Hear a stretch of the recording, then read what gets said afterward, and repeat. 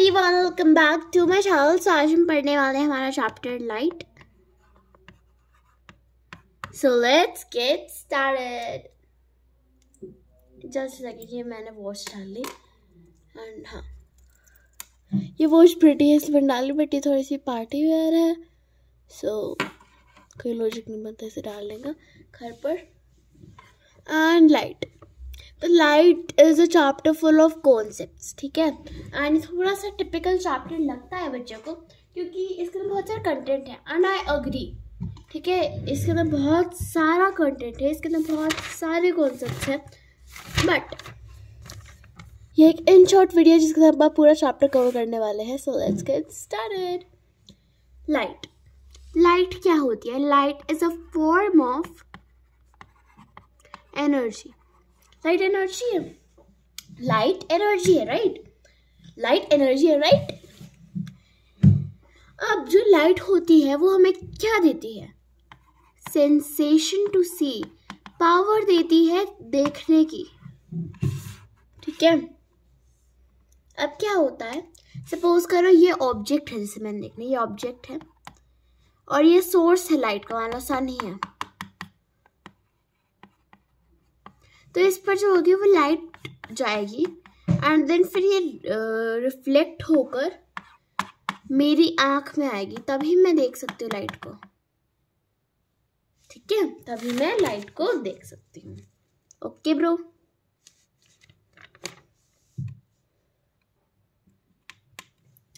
अब एक लाइट का एक वो होता है, लॉज भी होते हैं, लॉज ऑफ रिफ्लेक्शन और लॉज ऑफ लाइट पर, तभी रेक्टिलिनियर प्रोपागेशन ऑफ लाइट। तो इसका बेसिकली मतलब है कि लाइट हमेशा स्ट्रेट लाइन में चलती है, स्ट्रेट लाइन में लाइट हमेशा स्ट्रेट लाइन में चलती है, ठीक है। डन। लाइट हमेशा स्ट्रेट लाइन में चलती है एंड ये रेक्टिलिनियर प्रोपागेशन ऑफ लाइट, अच्छे से याद कर लो क्योंकि ये टर्म टिक द करेक्ट में हमेशा आती है। टिक द करेक्ट क्वेश्चंस की मैं शायद एक वीडियो बना दूं, अगर आप लोग कमेंट्स बता देना अगर आपको टिक द करेक्ट क्वेश्चंस की वीडियो चाहिए तो। हम देखते हैं लाइट की reflection. Reflection is nothing but the bouncing back of light, ठीक है। Bouncing back of light from a surface. अब मान लो एक मिरर है, प्लेन मिरर। ये एक प्लेन मिरर है, ठीक है। ये साइड पॉलिश है, जो साइड पॉलिश होती है उसकी ऑपोजिट साइड मिरर होती है, ठीक है। अब यहाँ पर इंसिडेंट रे आएगी, यहाँ पर एक रे आएगी और वो रिफ्लेक्ट बैक होगी, तो फिर इसे हम कहेंगे इंसिडेंट रे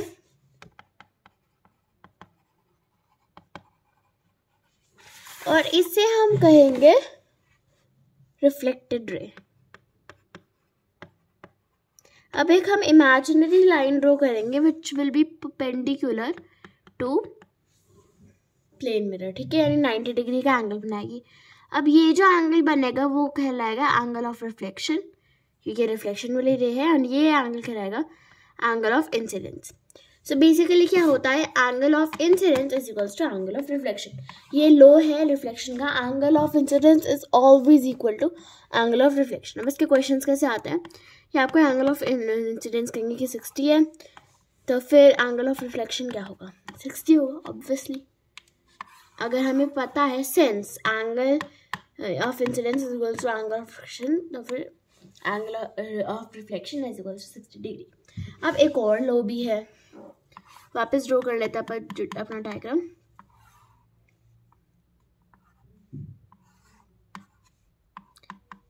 ये नॉर्मल है, ये रिफ्लेक्टेड रे है, ये इंसिडेंट रे है।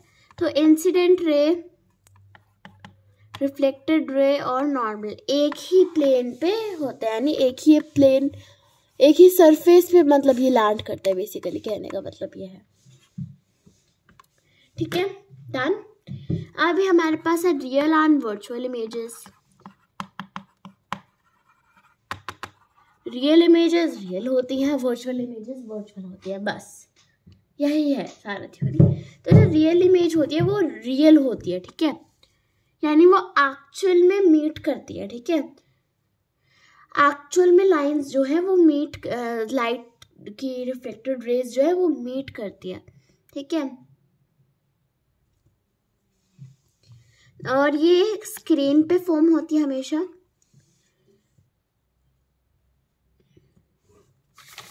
और रियल इमेज उल्टी होती है शायद मेरे हिसाब से, मैं लाइक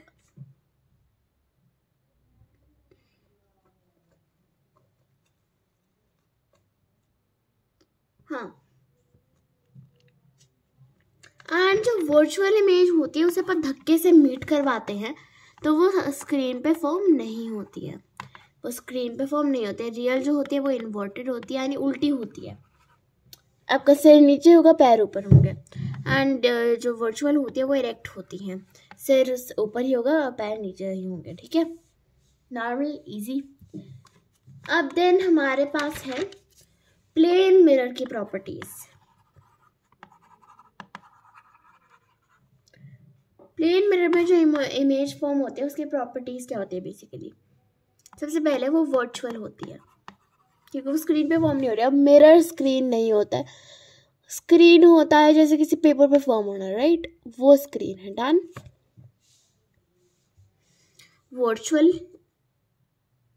वर्चुअल होती है और इरेक्ट भी होती है क्योंकि ये तो वर्चुअल की प्रॉपर्टी है ना, इरेक्ट। आप उल्टे थोड़ी ना देखते हो खुद को प्लेन मिरर में, ऐसे है, ऐसे है तो फिर ऐसे ही रहेगा ना, ऐसे तो नहीं हो जाएगा, ऐसे ही रहेगा, राइट। देन हमारे पास same size as the object,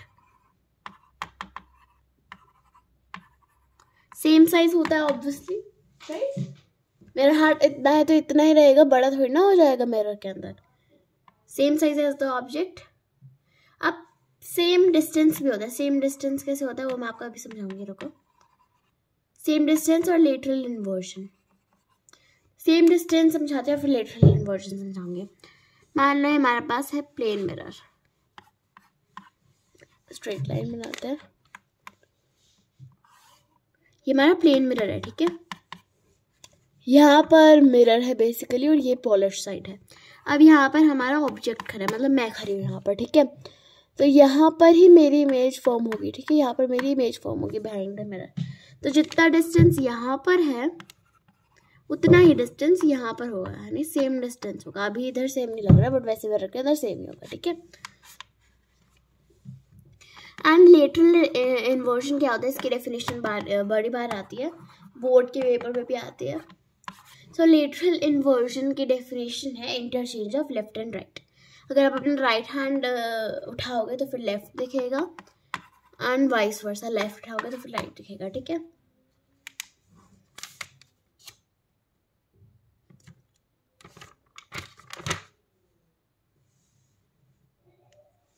then हमारे पास स्फेरिकल मिरर्स। स्फेरिकल क्यों नाम है इसका? क्योंकि ये कभी ना कभी एक स्क्वायर के पार्ट है। स्क्वायर यानी बेसिकली वो तो बॉल जैसा होता है। ये अभी मैंने सर्कल ड्रॉ करा क्योंकि इधर बॉल ड्रॉ नहीं कर सकते। बॉल कैसी? ऐसी बॉल, ठीक है। अब इसे ना काट दिया जाता है ऐसे,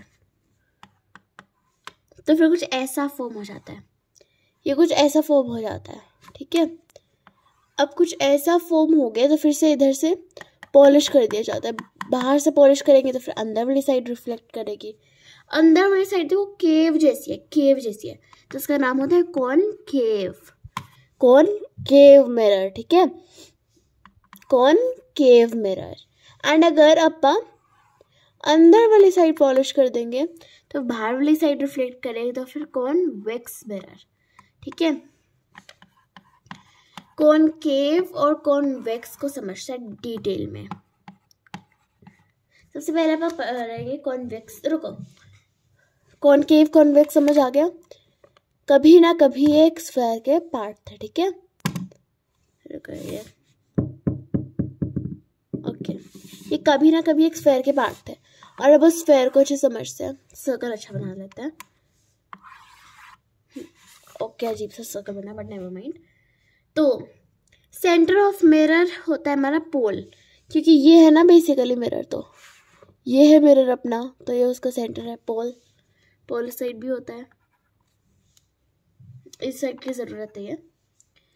अब यहाँ पर सेंटर ऑफ कर्वेचर होता है सेंटर सर्कल का, उस स्फेयर का सेंटर। देन जो लाइंस सेंटर और पोल को ज्वाइन करती है वो होती है radius of curvature. Radius of curvature. Then जो लाइन ये बिल्कुल डायमीटर होता है इसका, पोल से लेकर centre of curvature, then again pole, उसे हम कहते हैं प्रिंसिपल एक्सिस। बस यही है कुछ चीजें, इंपॉर्टेंट टर्म्स हैं ये, याद कर लेना इन्हें। अब कॉनकेव और कॉन्वेक्स को समझते हैं। तो जो कॉन्वेक्स होता है it is basically a diverging mirror. ठीक है, डाइवर्ज कैसे होता है, ये रहा हमारा कॉन्वेक्स मिरर। डाइवर्ज होता है फैलना। अब यहाँ पर अपनी लाइंस आएंगी, यानी ये लाइट आई हमारी। अब लाइट जो है वो रिफ्लेक्ट बैक करेगी, ये वाली इधर रिफ्लेक्ट बैक करेगी, ये वाली इधर और ये वाली इसके ऊपर, तो ये फैल गया ना। अब इधर इमेज कैसे बनेगी, मीट तो कर ही नहीं लाइट, तो फिर से आप इमेजिनरी एक्सटेंड कर देंगे, इमेजिनरी इमेज बनेगी। इमेजिनरी इमेज कौन सी होती है, वर्चुअल इमेज। जैसे हमने इमेजिनरी एक्सटेंड कर दिया और यहाँ पर हमारी इमेज बनेगी, तो ये इमेजिनरी है। इमेजिनरी यानी ये वर्चुअल इमेज फॉर्म हुई है। ठीक है, यानी कॉन्वेक्स का हमें एक चीज़ पता चल गई, जो कॉन्वेक्स है वो वर्चुअल इमेज फॉर्म करता है, डिमिनिश्ड इमेज फॉर्म करता है, एंड वर्चुअल है तो फिर इरेक्ट भी होगी। बस इसका सिंपल सी 3 चीज़ें हैं, इन्हें याद करना बहुत इंपॉर्टेंट है। एंड कॉन्वेक्स का एक प्रिंसिपल भी होता है। प्रिंसिपल क्या होता है, वो बहुत सारी चीज़ों को एक छोटे एरिया में दिखा सकता है। जैसे वो आप देखते हैं ना गलियों में ऐसे मिरर्स होते हैं, राइट, तो वो पूरी गली को एक छोटे से मिरर में दिखा देता है। ठीक है, एंड आपकी कार की जो रियर व्यू होता है, रियर व्यू मिरर होता है, वो भी कॉन्वेक्स मिरर होता है, क्योंकि वो भी बड़े से एरिया को छोटी जगह में दिखाता है। अब कॉनकेव मिरर से बच्चे डरते हैं क्योंकि इसके बहुत सारे वो रूल्स वगैरह हैं, बट हम सिंपली समझने वाले हैं। इसमें रियल भी फॉर्म हो सकती है। पहले तो ये कन्वर्जिंग मिरर होता है, कन्वर्जिंग यानी इकट्ठा करने वाला। ठीक है, देखो यहाँ पर ये ऐसे है। अब इधर लाइट आएगी, लाइट जो है वो रिफ्लेक्ट करेगी। रिफ्लेक्ट यहाँ पर थोड़ी सी डिस्टर्बेंस है, पता नहीं इधर कंस्ट्रक्शन चल रही है शायद।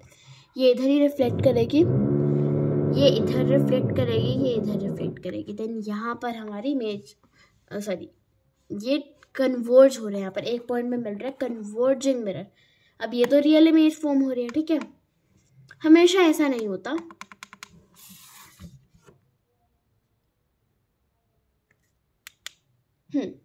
तो इसके अंदर जो है कन्वर्जिंग मिरर है ये।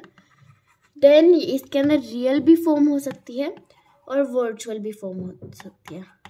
वर्चुअल फॉर्म होती है जब ऑब्जेक्ट जो होता है वो एफ एंड पी के बीच में होता है। एफ एंड पी यानी पोल और आप कमेंट्स में लिखना एफ क्या है। ठीक है, देन रियल बाकी सारी पोजीशंस के लिए। देन अब इधर वर्चुअल फॉर्म हो रही है तो फिर इधर इरेक्ट भी होगी। ठीक है, एंड इन्वर्टेड इसमें होगी। ठीक है, मैग्नीफाइड दोनों में फॉर्म होगी, दोनों में मैग्नीफाइड फॉर्म होगी। अब मैग्नीफाइड है फिर मैग्नीफाइड बड़ा दिखाता है एक चीज को। ये मैग्नीफाइड वाला पॉइंट याद रखना, अभी मैं इसके बाद में बात करूंगी। ओके, ठीक है, अब हम देखते हैं यूजेस क्या होते हैं कॉनकेव मिरर के।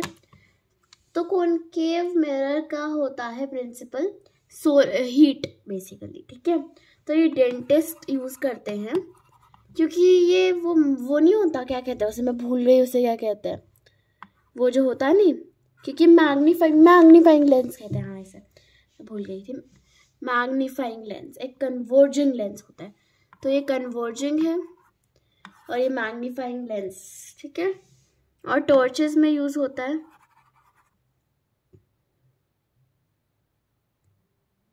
और कार हेडलाइट्स में यूज़ होता है। Good, all good. अब हम पढ़ेंगे लेंसेज के बारे में। सो लेंसेज क्या होते हैं, इजीली बताते हैं, रुको।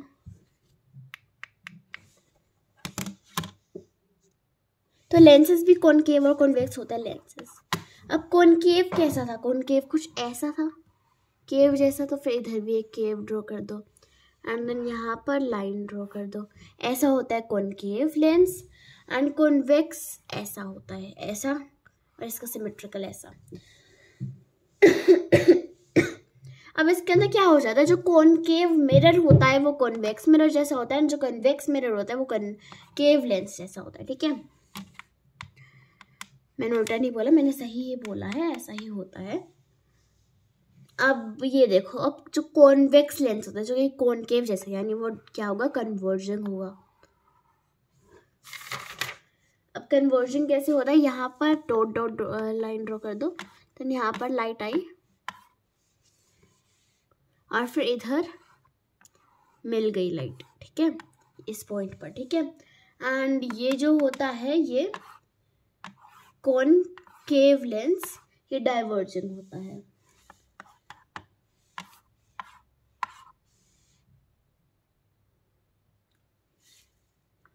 ये ऐसे होगा, ये ऐसे होगा, सॉरी ये ऐसे होगा, ये ऐसे होगा। एंड देन इधर कुछ, इधर अपन एक इमेजिनरी वो कर देंगे,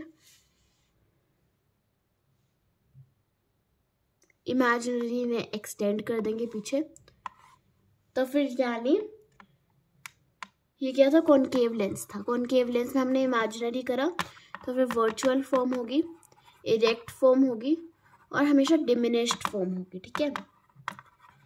on the other hand convex lens concave mirror जैसा होता है, उसके अंदर वही सेम चीजें होती है, ठीक है।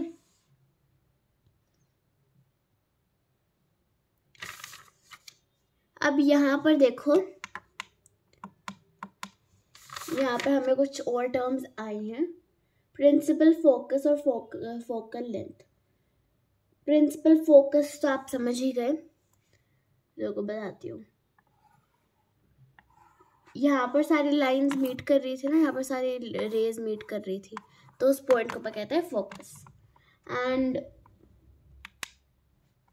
फोकल लेंथ कहाँ पे है, हाँ, जो distance between optical centre and focus, वो होता है फोकल लेंथ, ठीक है।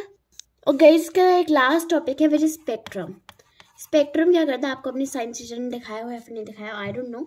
वो क्या करता है, वाइट लाइट को ब्रेक कर देता है इनटू 7 कलर्स, ठीक है। अब ये तो हमें पता ही है, और न्यूटन डिस्क से भी, red orange yellow green purple, वो। अब एक मैं आपको कूल चीज़ बताने वाली हूँ, रेनबो की फॉर्मेशन कैसे होती है। सन की जो वाइट लाइट होती है, तब रेन ड्रॉप्स जो है वो प्रिज्म की तरह काम करता है एंड उसे रेड और येलो ग्रीन पर्पल में सेपरेट कर देते हैं, यानी विबग्योर में बेसिकली इट। एंड जो न्यूटन्स डिस्क है उसके अंदर red orange yellow green purple low and उसे फास्ट रोटेट करो, तो फिर वाइट कलर बन जाता है। तो दैट शोज कि white light consist of all the 7 colours, red orange yellow green blue purple. And अब आपको एक और कूल चीज़ बताने वाली हूँ, how can we see colours. अब ये जो धागा जो है ये रेड कलर का है, तो क्या हुआ, जो वाइट लाइट है वो इस धागे के ऊपर लगी एंड जो रेड कलर है बाकी सारे कलर्स इसने एब्जॉर्ब कर लिए, और रेड कलर हमारी आंखों में रिफ्लेक्ट हुआ, इसलिए हमें रेड कलर का ये ब्रेसलेट दिख रहा है, राइट। ओके, सो ये चैप्टर वैसे एग्जाम पॉइंट ऑफ व्यू से बहुत से इम्पोर्टेंट था एंड इसके अंदर बहुत ज़्यादा कंटेंट था, लाइक बहुत सारी कॉन्सेप्ट्स थे, बट हमने इसे 20 मिनट्स में कवर कर लिया है। एंड आई होप आपको ये चैप्टर से समझ आया हो। I will see you guys in the next video, take care and bye bye.